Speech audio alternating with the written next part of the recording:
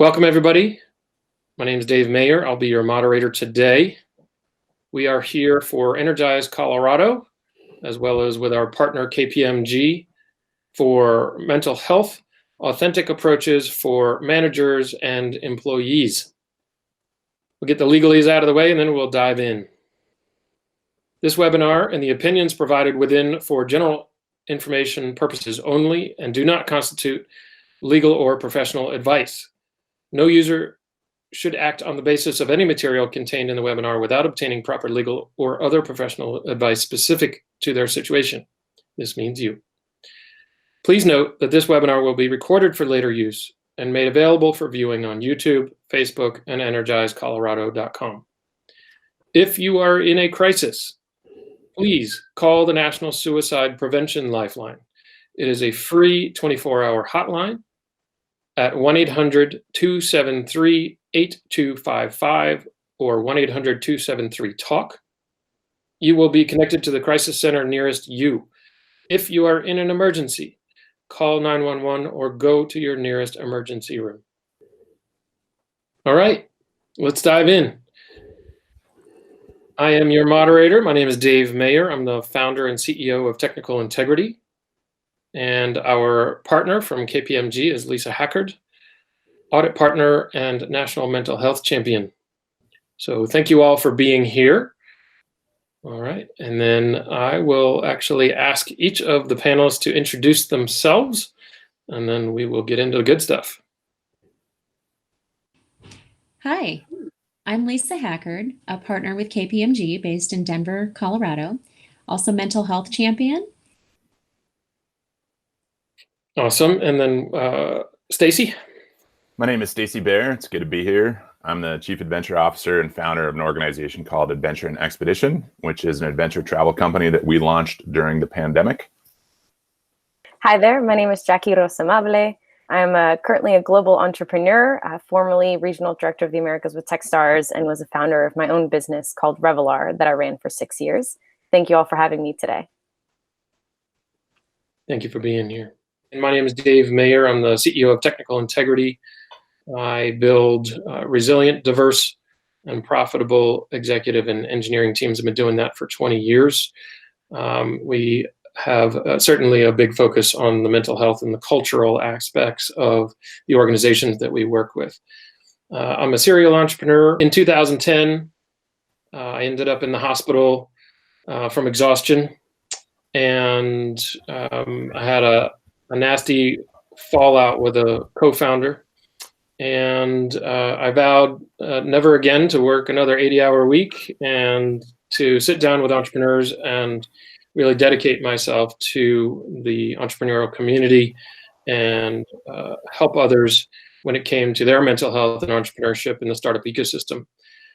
So here we are, and honored to be part of this. And we've got about 40 minutes to dive in and a lot to tackle today. So I think I'd like to ask each of the panelists about their personal reasons for being involved and why this topic on mental health resonates for you. Jackie, maybe we'll start with you. My journey with mental health has been, to say it's had its high highs and its low lows. When I was the founder of Revelar, I absolutely loved growing my business, but I found myself in the position where we had to sell the business, and not the kind of sell that, you know, a founder wants. And I remember when I felt like my professional career was crumbling right before my eyes during that moment, I remember thinking, this is bad. But I could recognize the symptoms of an oncoming depression and anxiety, because when my dad had died when I was 16, I had fallen into a very deep depression for 5 years. And a lot of that had to do with helping my mom and my sisters pull themselves out as well during that time. And so as tough as that moment was for me, I remember thinking in like the most depressing way possible, I'm really glad I've experienced this before, because I now know how to get myself out of this hole, and I know how to be forgiving to myself in that moment. And And then, switching gears to touch a bit about my journey, when I was a manager of a remote team, multicultural remote team at Techstars, I found myself for the first time in my life having panic attacks around flying for work. I had never, ever experienced panic or anxiety around flights. And the night before a work trip, or even as I was heading out to the airport, for the first time in my life, I found myself having to reach out for professional help because I was like, this is completely new to me. It wasn't like situations in the past where I was like, all right, well, if I'm just kind to myself and breathe through it, I can dig myself out. And I also found myself responsible for, at the same time, while dealing with that, with the mental health of my direct reports, and had to figure out a variety of different techniques to help them stay positive and motivated and in the right place. And so, for this talk, those will be sort of the places from where I come from, but that's a bit of my story. And I think the final thing to note is that my business Revelar, although it was very hard for me as a founder to give that business up, I dealt with a community predominantly of survivors of sexual violence. And so serving a community that had faced a lot of trauma, like my sister who had inspired that business, taught me a lot about even how to help others and how to help those conversations. And a lot of that had to do with reminding people, hey, I'm not a professional. Thank you so much for sharing your story with me.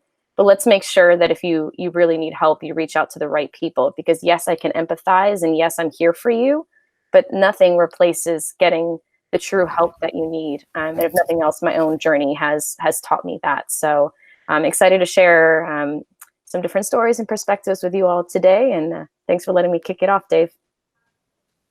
Thanks. Stacy? Yeah, my journey with mental health I think I appreciate what Jackie said, right? There's high highs and low lows. And I think that's both how we feel about our own mental health. And then also, I think, how we're being able to support others around us and see others around us. And so sometimes we might be feeling pretty good, but still in a low of that journey, right? Even though you're feeling okay, because you're like, where do I go from here? Or how do I help somebody I don't know? And my journey, it'd be really easy to look at my journey and say, I served in the military. I came home in 2007. I had a lot of issues with addiction, with alcoholism. I just wanted to be obliterated, right? And thought about obliterating my whole person as well. And I never really thought about that as suicide as much as I thought about it as a disappearance, right? If I could just be gone. I don't want to even leave the burden of anybody having to find me. And through that journey, I got out to Colorado a couple of years after my time in the military. And a friend got me out rock climbing. And basically the call was, after multiple calls of I want to end my life or rejoin the military, I felt like I had a binary of options, and that's all I could do.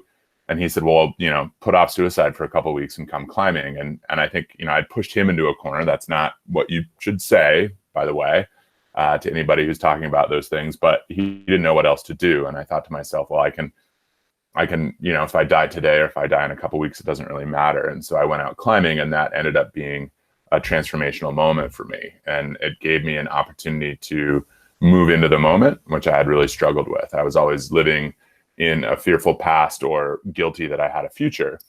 And that started a journey that I'm on and will continue to be on for the rest of my life, or restarted a journey.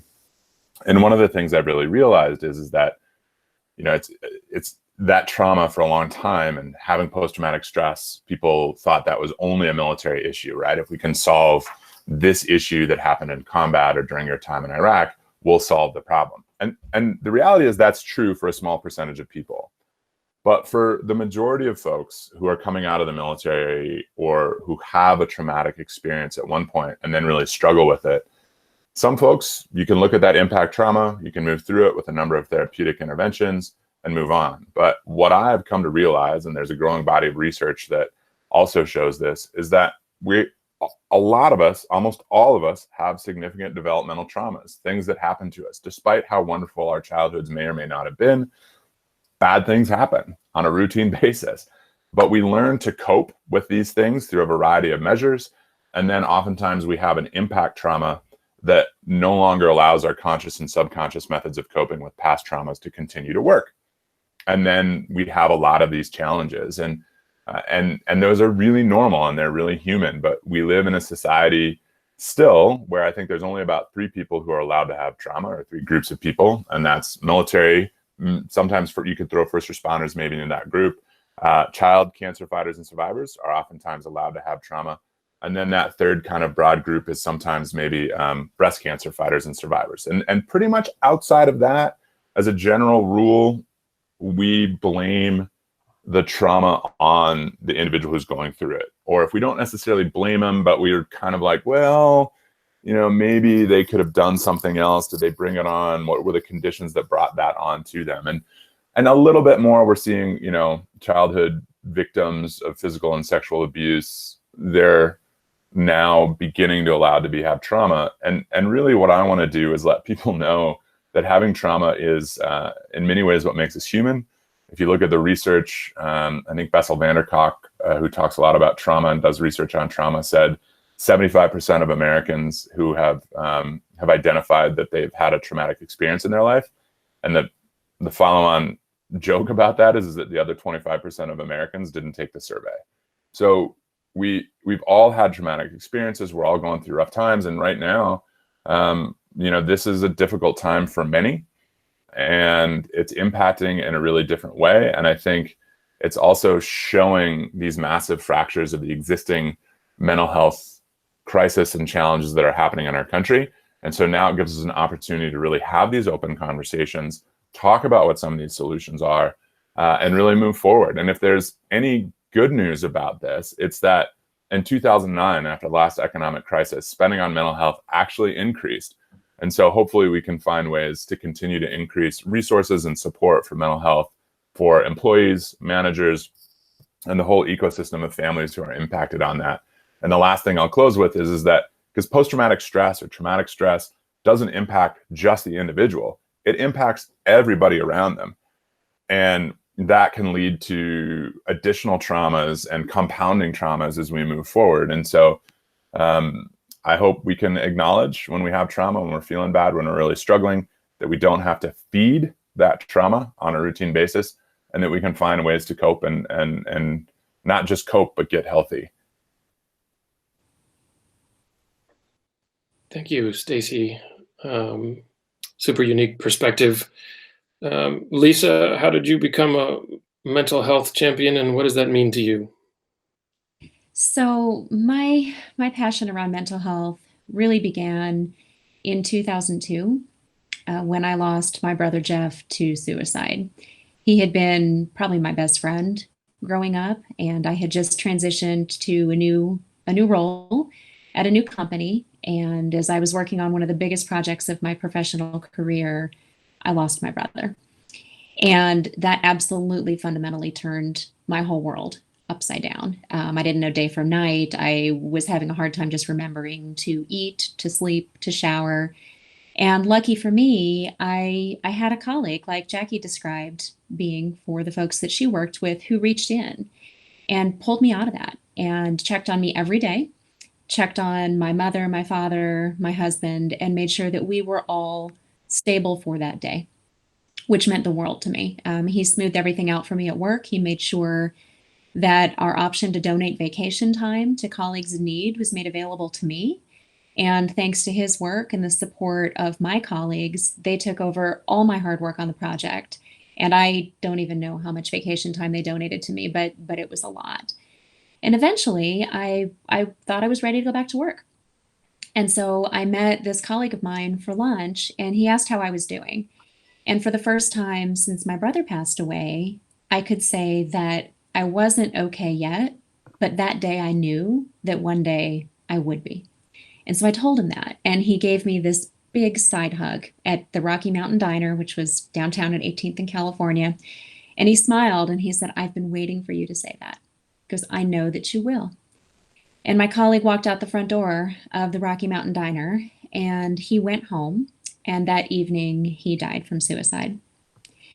And so very quickly, my family and I found ourselves in the position of sitting with my colleague's family and all of my coworkers and answering all the questions that they had, which were the same questions that we'd had just 3 weeks prior, but we used his words. And it was shocking, but it was cathartic at the same time. And I think it accelerated healing for many of us to be able to have these open conversations, and certainly brought the dialogue around mental health and well-being front and center into my workplace. Because now not only do we have me, who's grieving the sudden loss of my brother to suicide, but the loss of one of our own to exactly the same cause. And so that really stemmed my passion around mental health, and just this desire to reach in and see people and help them. To Jackie's point earlier, and to Stacy's as well, we don't have to know the answers, and that's okay. But because we're human, we can see people's invisible traumas, just like we can see a broken leg after a bad day up on the slopes, or, in my case, a big slice on the leg from a failed box jump at the CrossFit gym. We can see all these things. And so my mission is to help people say, hey, I see that. That looks bad. You should probably get some help with that, and help direct them to the right resources, and then figure out how to support them best I can during their healing process. Just like with our colleagues on crutches from the broken leg, we hold doors open for them. We bring lunches to them. We schedule meetings in a way that it's easier for them. We just need a better recipe, and we need the vocabulary, the courage, and the confidence to help our colleagues that are working through mental health matters, just like we so comfortably do with physical health matters. And now more than ever, in the environment that we're experiencing globally, I think that ability to, and the courage to reach out to people and say, hey, I see you, how are you doing today? And just listen is invaluable. And so I'm honored to be here today with so many people that have such incredible diverse experience here. And I look forward to being able to share our thoughts today. Thank you for having me. Thank you, Lisa. I think courage is a great word, especially in this case. It's an important word. A phrase that I've used a few times, both about myself and trying to help others with, is it's okay to not be okay. And it's okay to ask for help. And that's really critical, both at work and in your personal life. And obviously these days, they're blurring because a lot of people are working from home more than they would have. And that will likely continue. And so, I think as you can tell, folks in the audience, as you can tell today, this is all about being vulnerable and authentic and open and honest with yourself, first and foremost, as well as with your family and your loved ones, but also perhaps strangely with the folks that you work with, and being willing to ask for help and being open that you're having a hard time. And even if that means you're just having a hard time with childcare, or you're just having a bad day, or obviously it goes a lot deeper, can go a lot deeper than that. So Jackie, I want to turn it over to you, and talking both about managing multicultural teams, how you do so with a high EQ, and then obviously we can talk about how to handle this from the employee standpoint as well. But Jackie, love for you to jump in. Absolutely. So it was, I'd always worked remote, but I'd never managed, up until that point, a fully remote multicultural team, and all the understanding of how different cultures perceive different conversations. And when I joined, I do think they were excited for me to join, but that role had been open for a bit, and so they were also frustrated when I joined, and understandably so. They had felt a little bit directionless for a second, and I had read this book called Radical Candor. I'd wanted to learn how to be a better manager, and I really, really liked the sort of the theme there, which is get to know them as people first, because then when you're giving feedback, then when you're pushing for something, they know that you've already taken the time to get to know them as a person. And that felt even more important with a remote team that was spread out globally, is that, but that was also very tricky to do, is to get to know somebody's personal life in that way. And so I did it over several sessions, my biggest sort of not trick, but system for being able to check in on them was to do daily stand-ups. I had actually picked that up from my former engineering team. I really love daily stand-ups with any team that I'm managing at any time. They don't have to be long. So I would set 30 minutes every morning. We usually only took 10 to 15 of those minutes. But by the time I got to, actually, when I first recommended we do the daily stand-ups, my team was like, no, like, we do not want to do this. Like, what is this sort of hyper, like, everyday conversation? And so, okay, I was like, all right, I will give you guys a little more time to get to know me. A few months later, I was like, let me try again. So then I was able to implement the daily stand-ups with less pushback. And what they found is, especially for some of my team who English was not their first language, they said, I was really, weirded out at first by this concept of daily meetings and checkups on our team. But now not only is my English getting better, but we're getting more work done effectively, because if they had an issue, they didn't have to wait till their one-on-one to bring it up. They could get the help they needed on the spot in that morning. But it also let me know sometimes when something was off with my team, because even though it's on a video conference like we're on now, you start to pick up people's nuances with time. And so I'd be able to say, like, oh, hey, so-and-so, do you mind staying on for a few more minutes afterwards? Everybody else will get off the call and be like, hey, what's going on? Your energy is usually here and you're there. What's happening? And so it allowed for those conversations, and you'd find things out like, oh, my husband's actually really sick and we had a rough night, or, my partner just lost their job, or, my mom's sick, like different things came up. And I was really proud to say that even when I left that role, they still keep up the daily stand-ups because they like it themselves for the mini culture we've built around our team.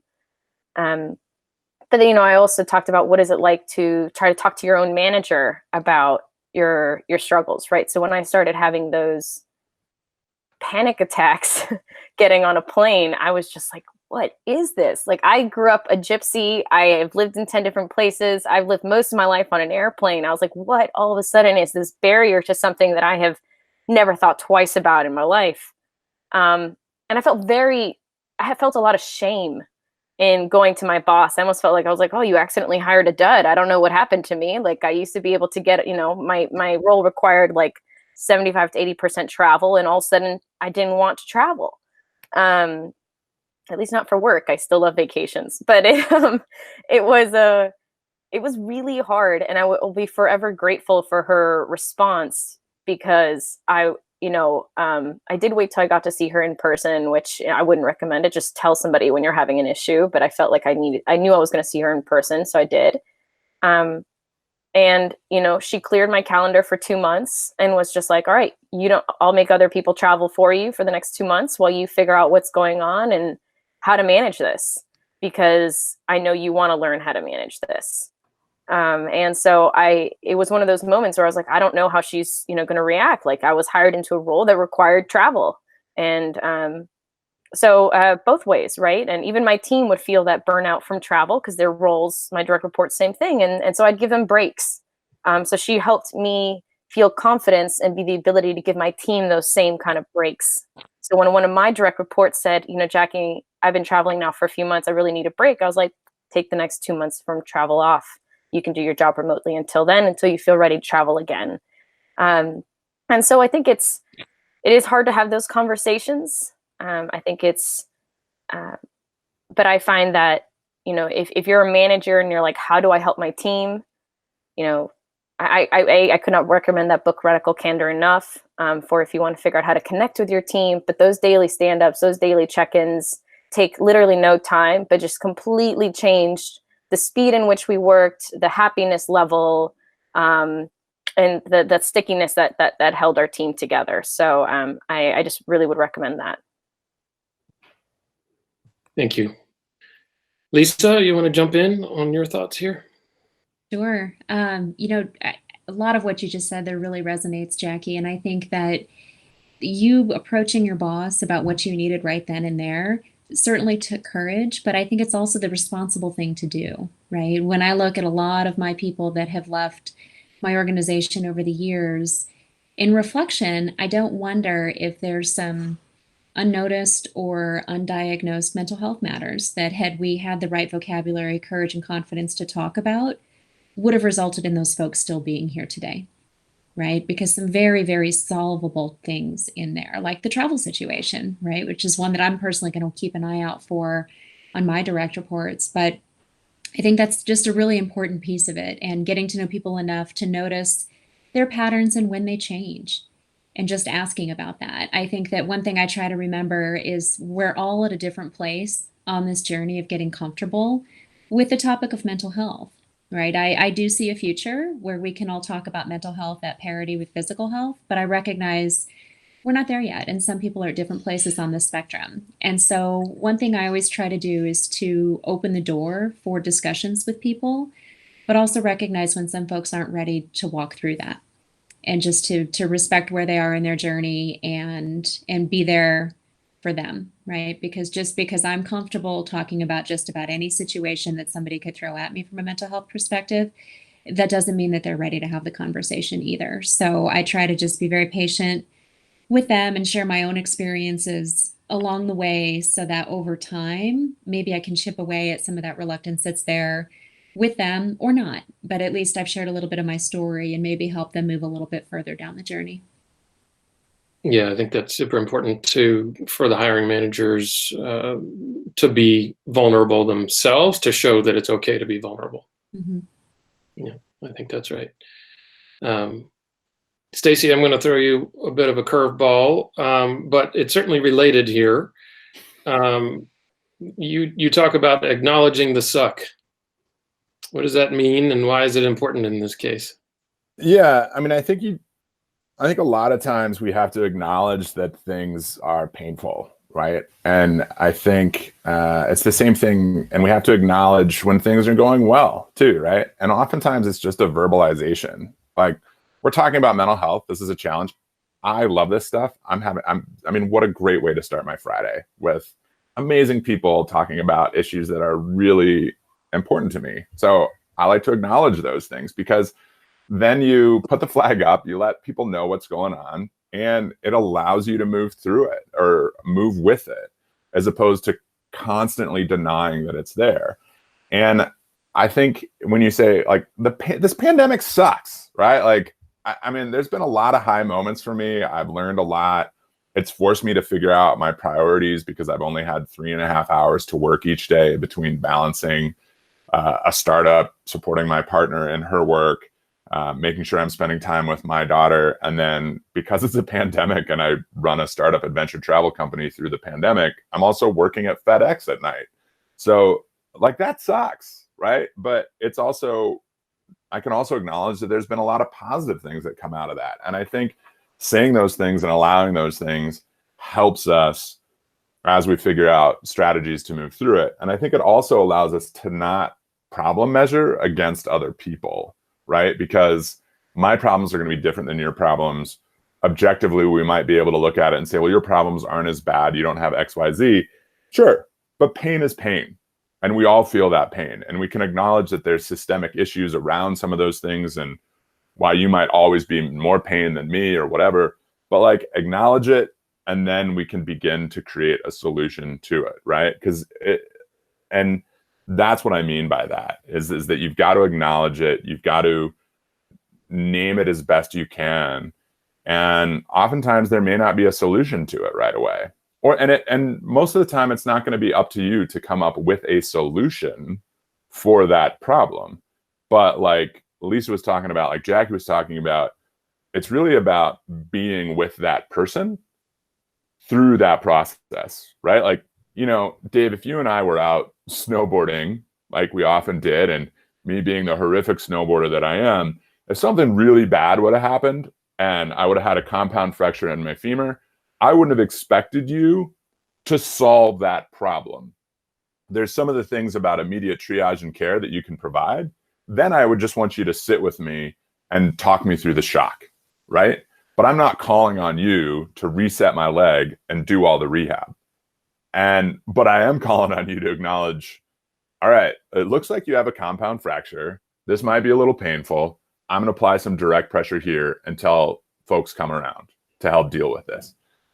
And we acknowledge that in a physical injury place, but oftentimes when we're trying to be vulnerable or trying to be helpful from a mental health perspective, we try and set the wound and we try and heal it and we try and wrap it up. And we're like, oh, I set the wound, you're good, move forward. And that's not our role. Our role is acknowledge there's a problem with our, or a challenge, and then figure out how to sit or move through it. And I think with that, one of the hardest things when managers or employees are working with mental health, either up the ladder, down the ladder, is that we also have to be really okay when somebody says, I don't want your help. I don't need it. And then maybe you can sit with that person for a while. You don't have to say anything, or you can walk alongside them. But eventually you're going to have to move on, and you can be there for them. And maybe they'll want that help, or maybe not. But acknowledging that the situation sucks, or that it's good for you, or whatever it is, walking with that person, sitting with that person, and then moving on. And I want to go back to what Lisa was talking about. If you break your leg, you open the door. Do the same thing with mental health. You open the door, but what you don't do is pick the person up and walk with them, and I'll get you through the doors, and I mean, you can imagine, the comedy around that. And I think too oftentimes we try to open the door and drag the person through it with mental health, as opposed to just opening the door and acknowledging where it is. And so that's a big part of it. And, for us, we now do these virtual adventures, and that's a lot of it, right? As we aren't taking people through a portal around mental health, but we're opening the door, we're having the adventure, and we're allowing people to have their intention and asking people what their intention is without trying to create an expectation or asking what an expectation is. And I think it's the same thing when we're doing mental health. We can work with people, hey, what's your intention? What are you trying to get through today? And I think, that's, with Jackie and your boss, like, she's like, all right, what's the intention of this travel versus what's the expectation for the travel? And how do we match those things up to create a healthier ecosystem? But had you not acknowledged that it sucked, your boss might have been like, yeah, why did I hire you? Why aren't you traveling? What are you doing this? But once you acknowledge it's painful, then you're giving your boss an opportunity to create a potential solution, or give you the space to create the solution that you need. Yes. And, just to add to that, Stacy, I will always be so grateful for her for that moment. But also, even when I started, she goes, I know I'm hiring you, and I know you're burnt out from your startup, because she hired me a week after I left my business. And she acknowledged from day one that she knew she was getting a really tired version of me. I mean, I'm very high energy, so even tired, I can be very productive, but it was the most burnt out I'd ever been. And, we since you mentioned, we're having this conversation because of everything that's going on. Maybe we should all take a second, acknowledge what is sucking and what's also great right now, so. Well, I heard a great speaker earlier this week who talked about how no human has ever had a wrong feeling. You have the feeling that you have, and holding space for each other to have those feelings, I think, is all part of that embracing the suck. And really neat to think about, right? Because once you say something out loud and acknowledge the feeling that you're having, then the bigness of it tends to dissipate a little bit. Yes. Well, and the hard part is when we really feed our feelings too, right? And I think that happens a lot when we don't acknowledge them. So if I'm really worried about, I had this conversation that I scheduled last week for Wednesday morning, and I knew it was going to be a big, heavy, intense conversation, but I didn't want to talk about it with my partner or other people, right? Because it was so intense and I was so worried about how it was going to go. And I played that conversation over in my head a dozen times, and what's it going to do? And then finally I called my brother and I was like, dude, I'm so worried about this conversation on Wednesday. This is a really close friend of mine. This is really intense stuff. And this is part of my life is in film production.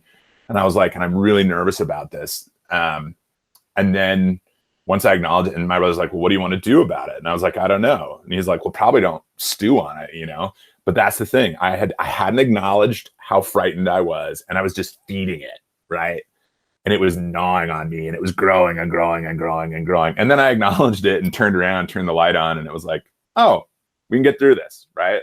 And so that's the thing. I think when we acknowledge it and stop feeding these emotions of fear and be like, yep, I'm afraid.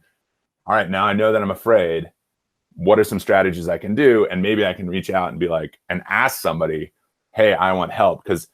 But otherwise, if you're just like, and that's the other thing too, right? When you acknowledge it, try not to respond with should or could or would, unless the person's asking directly for help. Because most of the time they just need help in acknowledging it and maybe painting the problem, right?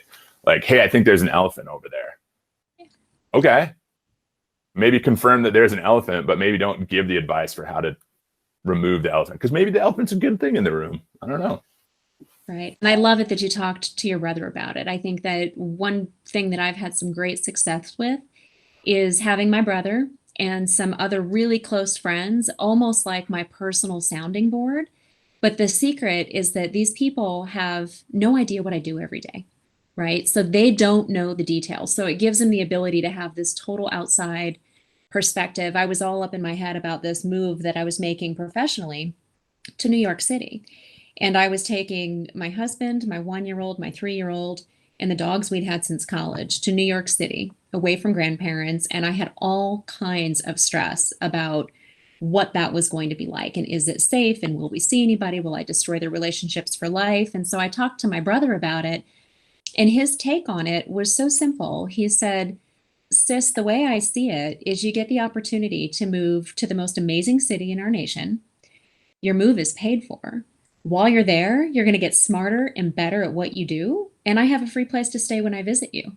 What is there to be worried about? And I thought, well, now that's the perspective I needed. But caught up in my own head and talking to people in my world, they could only parrot back to me what I was already hearing. So getting his outside perspective was invaluable to just really boil it down to the simplicity.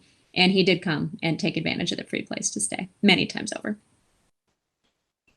So we've got about 15 minutes. And still could do this for days and weeks, but obviously within our time constraints, I want to talk about sort of unique tools that exist. I think everybody has heard that you should try meditation. Everybody knows you should be exercising. I can tell you from personal experience, alcohol does not work with regards to stress reduction and or anything else really. Stacy, why don't you talk about your current vision for adventuring outdoors? While some folks in the U.S.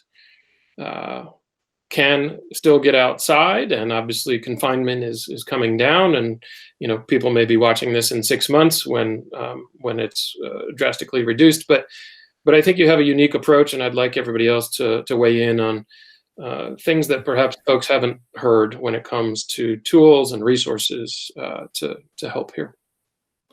Yeah, thanks, Dave. So for years, I've been engaged in leading expeditions and supporting programs with the idea that we're going to have a catalytic or potentially transformational experience in the outdoors. That's what I had.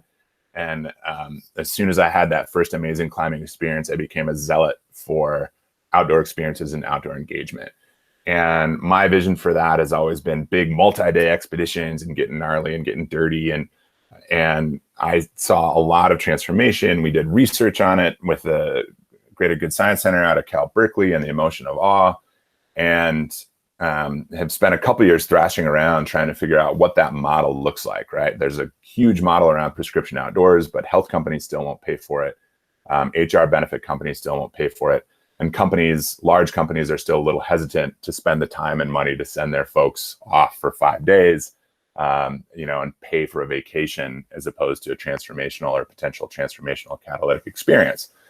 But we kept pushing ahead anyway. And I partnered up with somebody who's been critical in my recovery, a recovery coach and trained mental health professional, Kurash Rasek. And we said, what are we going to do about time in the outdoors? And so we, before the pandemic, prepared to launch a company, Adventure and Expedition, that would help provide catalytic experiences in the outdoors. And we wanted, and what we do is we help people set an intention about the adventure, and then we support adventure and connection through the length of the adventure, and then we work to integrate that experience after the adventure, right? So what are the epiphanies that have come up? What questions have come up? What ideas have come up? And then we're kind of a concierge of services to those questions, right? So some people might say, hey, this adventure is the first time I haven't had a drink in 96 hours. I'd love to talk to you about my relationship with substance. That might not be us, but we can get you there. Other people might say, hey, I want to do more about whitewater rafting. How can I learn to raft my own boat? We're not going to get you there. We can provide you the experience. So then the pandemic happens and we're like, well, what do we do? We've got this website built, which we're now in the process of a rebuild. And we said, well, can we do this adventure at home? Can we adventure individually, but still get together for these virtual campfires? And what we found is that the answer is yes. There are a lot of things you can do, even in a place like New York City, where the conditions are really clamped down around adventure. And what we've asked people to do, and have found great success in, is to commit to themselves an hour of adventure a day. And that can be an internal adventure. It can be an external adventure. We encourage them to think about or look at outdoor or outside time. But we've asked people, if you read poetry, watch adventure film, create a challenge for yourself of how many steps it takes to climb up Mount McKinley or whatever, and do that. Or if you have a small park, think, go differently, go with different paces, vary your morning walk, take the earbuds out, put the earbuds in, sprint, walk, slow down, sit down. BioBlitz, what does that look like? And then we've created the opportunity for people to get together and have those conversations. And what we found is that we've been able to remove a lot of the ego from adventure and bring people together to adventure differently, but then also together. And most folks have reported that they felt like that they were walking around their block with these 7 other people from all over the country. And so that has been really fantastic. And if people can't join us, we're figuring out how to scale, we're figuring out how to grow. Right now is a great time to come out with us, because we're in a phase where we're open to lots of different suggestions, and hopefully we'll always be in that phase. But as we figure it out. But otherwise, what I would really encourage folks is to set an intention and a multi-day goal with their outdoor experience. If they can't join us, take a look at what we've got and see if you can't replicate that on your own if you're not able to join with us. And the other thing that I really want to highlight is, whether it's with us, yourself, as you're looking at these resources, the number one thing I hear from people is, this looks really amazing, but I don't have time. Or this looks really amazing, but I don't want to take a slot from somebody else. Or this looks really great for other people, but I don't have the time to do it. And pretty much anytime I hear that, I'm like, oh, guess who needs some support and some help? You have the time to commit an hour or 2 a day to your own mental health, at least for 1 week out of the month, if you can't do the rest of it. And so I encourage managers, especially now, give your staff the time to do some of this stuff, even during their, at least for a week. Be like, hey, you know what? This week, if you need a couple hours each day because you want to engage in a more formal process, or because you need some time outdoors, or you want to set an intention, or here's some resources you can try, you get that. You get maybe 8 hours a month to try that, or work through that, or 4 hours a month, because your staff is going to come back so much stronger. And you, the manager, need to practice what you preach, right? If you're giving that to your team, take it for yourself. You're not that important where you need to not give yourself the time and the resources to take care of yourself and feel healthy and get there. And so those are some of the resources we're working on. And I want to close really quickly with, yep, meditation and mindfulness are great. Don't worry if you're doing it the wrong way. There's really no wrong way to do it. There's lots of different resources. There's lots of different ways. Don't ever let anybody tell you, this is the way you have to meditate. And if you only do this, or if you're only this way in mindfulness, because that's a bunch of horse malarkey. Give yourself the freedom to fail. Give yourself the freedom to experience new things and try new things. And give your staff the time to try new things. And then turn that around and give it to yourself as well. Yeah. And join us for an adventure. If it's all right, I wanted to build upon that for a second, because I loved everything that you said. And nature, when I first moved, I live in Manhattan, and the first time I moved here, I was like, where are the trees? Like, it was high stress. It took me a very long time to figure out where my patches of grass that I could stick my bare feet were on. But I'll never forget, and we talk about high, low, lows. I actually just came out of a low, low. I left my role at Techstars because I was having a major surgery, and ended up having 2 major surgeries over the last couple months. And I wanted to heal in time for my wedding that was then canceled. It was supposed to be last Friday. because of COVID-19. Although I will say now that that date has passed, my energy and my happiness has gone up. There was something about that day looming and knowing, and it was the perfect day in New York too. You were like, this should have been it. But I always remembered something that Zach Neese, who's a managing director at Techstars, told me when I was a founder going through the program, because the accelerator programs are exhausting. I mean, they are mentally, physically, emotionally draining on founders, but you make a tremendous progress. And he said, just make sure that you at minimum walk for 15 minutes a day. You know, just, it was just such a grounding, easy thing for me to hold on to. And so even when, and I've held on to it for years, I think he must have told me this back in 2015. And anytime I find myself in a low, I'm like, 15-minute walk. That's all I need.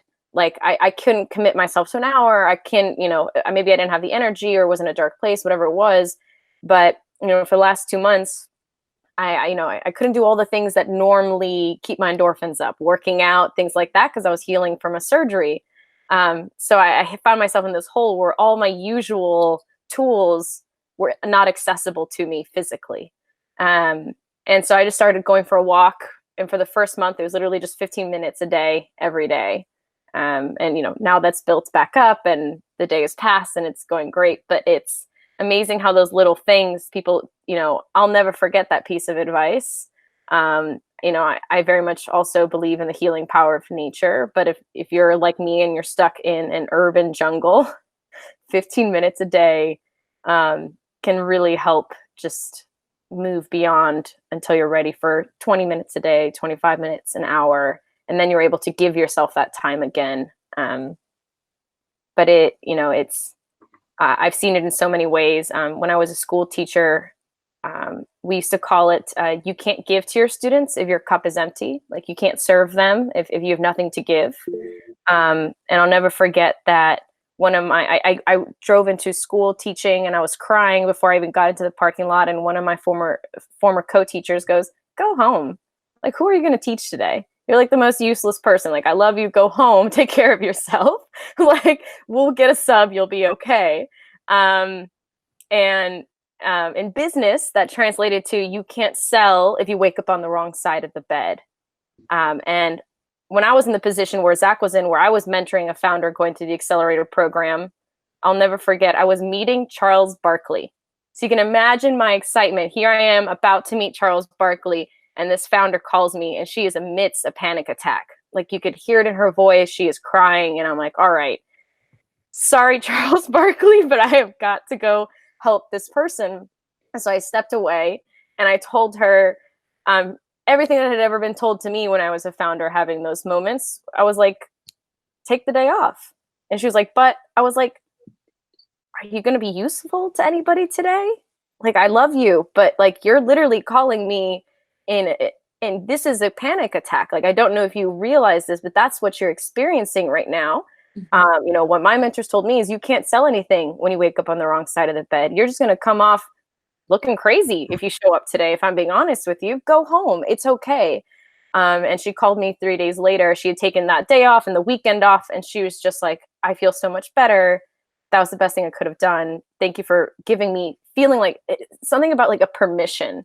And I think that like, to Lisa, what you were saying is like, you need somebody to open that door, give you permission that is an okay thing to do. And if you're a perfectionist or workaholic, which I fall under both of those categories, or, Dave, when you were, suffering from exhaustion, right? Like you have to have somebody give you, it's almost like you have to learn to give yourself that permission, but then you're able to coach others on how to give themselves that permission, and not feel like you're weak. And I came in, every time I'd done that, I was able to come in the next day that much stronger. But sometimes it literally takes somebody grabbing you and being like, go home. It's okay. Like, just watch Netflix. You're not a horrible human. Like, you will still be functional tomorrow, but just not today. Yes, I'd like to build on that even just a little bit more and then add in a couple other things. One thing that the folks at the Johnson Depression Center out at the University of Colorado Anschutz campus have really helped me realize is the importance of having a self-care plan, right? And I mean, these are the basics, right? We know sleep, exercise, nutrition, relationships, outdoors. We know these things, but just like Stacy and Jackie and Dave have all expressed today, we forget how to use those tools, right? And when we feel stress, what do? We cut back on our sleep, ramp up the alcohol, ramp up the caffeine, probably eat a lot more cookies than we normally would, right? We decrease our interaction with the people that we care about the most, that fulfill us the most, and we're probably not going outside that much. And when you say it like that, it sounds like an absolutely terrible recipe for trying to persevere through a super, super stressful time. So what we've learned how to do, some of our working groups in my organization, are to actually write down your day-to-day self-care plan. When things are steady, how do you take care of yourself, right? That's the easy part. But then to really think about, how does stress personally show up for you? Do you eat more? Do you eat nothing? Do you eat all the cookies, right? Do you eat all the chips? Are you always outside? Are you never outside? How does stress show up for you? And then write that down. And then on top of your base case self-care plan, create for yourself, while you're not stressed, a stressed state plan. So maybe you're not getting 8 hours of sleep, but you promise yourself no more than 6. Maybe you're not having dinner with the people in your household every night, but you promise yourself no more than, or no less than 2 nights a week. Maybe you don't get your exercise every day for an hour. Maybe it's just 20 minutes, or it's Jackie's 15-minute walk, but then write down your stressed state plan, put it in writing on paper. And then tell the people closest to you who are going to notice what your stress signs are, so that they can watch for them, because they're going to see them before you ever do, right? That's so true for me. Mine is that I actually forget to eat. And so I've told all the people that I interact with, if you see me skip a meal, you need to tell me it's time to kick into my plan B, because you're going to see it before me. And then just with those little cues and that teamwork, we can help each other use that second plan, that plan B, so that we still have a semblance of all the tools that we know we need to persevere, so we don't kick into the default of all the things that we know are destructive. So I'd encourage everybody to just try that and have the courage and the vulnerability to share it with your working group. I've done this with a couple of my teams over the years, and I distinctly remember during one of our moments of absolute suck, to use your phrase, Stacy, we actually acknowledged that it was the suckiest moment that we were having. I remember I was all fired up and focused on this one particular accounting issue, and I noticed my manager passed me a protein shake, and he smiled and he said, "First meal in 2 days." And he just nodded. And I realized that he saw that I was having my stress signs and was trying to help me out of that. And it just lightened the mood, and we realized we actually can help each other here. And so that's something I'd encourage everybody to give a go if you're up for it. That's a great place to leave it for now. I'm grateful to you, Lisa, and Jackie, and Stacy, and everybody behind the scenes who made this possible for Energize Colorado. We will also have a slide at the end of this with a ton of resources, and I will include my email. So anybody who is interested or needs to reach out, I'm happy to make myself available. I'm sure some of the other folks will do the same. And just remember, you matter, and it's okay to ask for help.